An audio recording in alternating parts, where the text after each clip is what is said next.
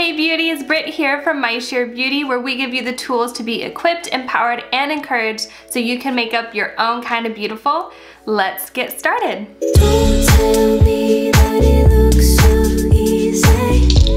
Do you now? Okay, so today is Beauty Tip Wednesday. I'm so excited about this tip for you because this was a little secret that I had when I worked at Sephora. I learned this like 8 years ago, and I've always kept it in my little pocket for this question specifically, and I get this question all the time. What's the difference between using a brush, a sponge, and your fingers?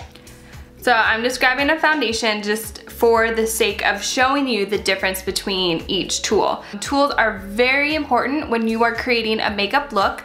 The right tool will give you the right look.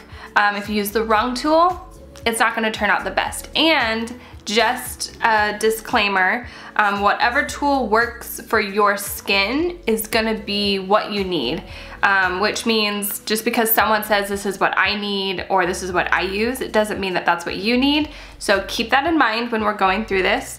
First, I'm gonna show you the difference and then I'll explain it as I'm showing it to you.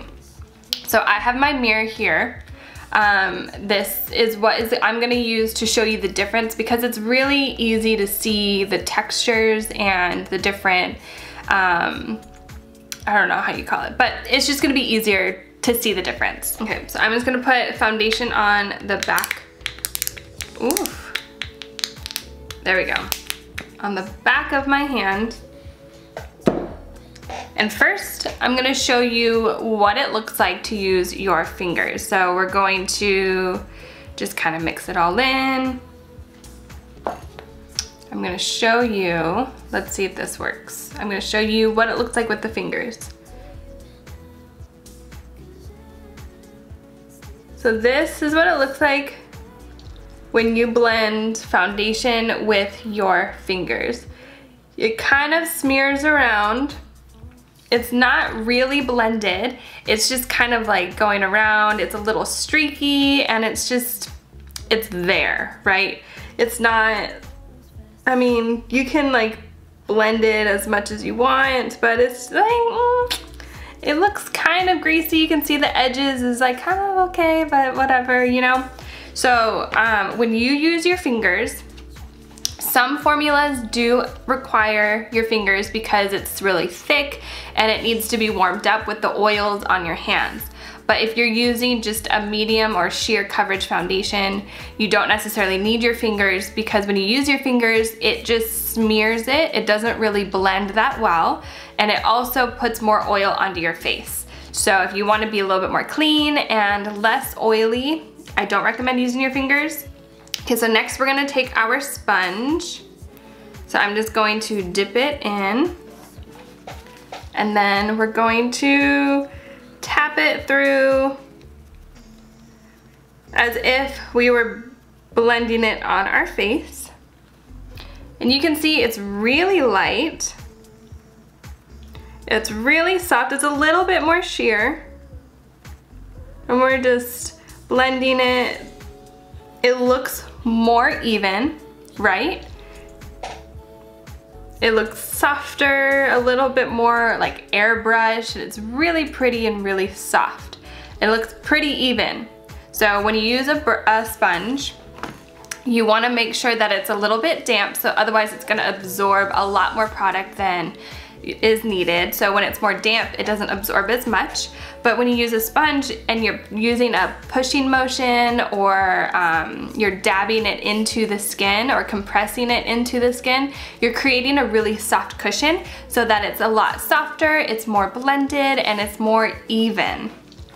So this is your fingers, this is the sponge, and then now we're going to use a brush. I'm gonna use two different types of foundation brushes. One is fluffy and one is flat because a lot of people have the flat one because that's just considered the typical foundation brush, but I also want you to see what this one does, okay? So I'm gonna get some foundation onto my flat brush, just like that, okay?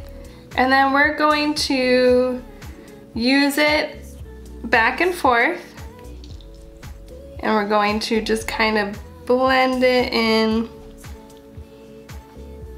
So this is the most typical foundation brush because it's flat. This is just like universal overall. When you think of foundation brush, you think of a flat one like this.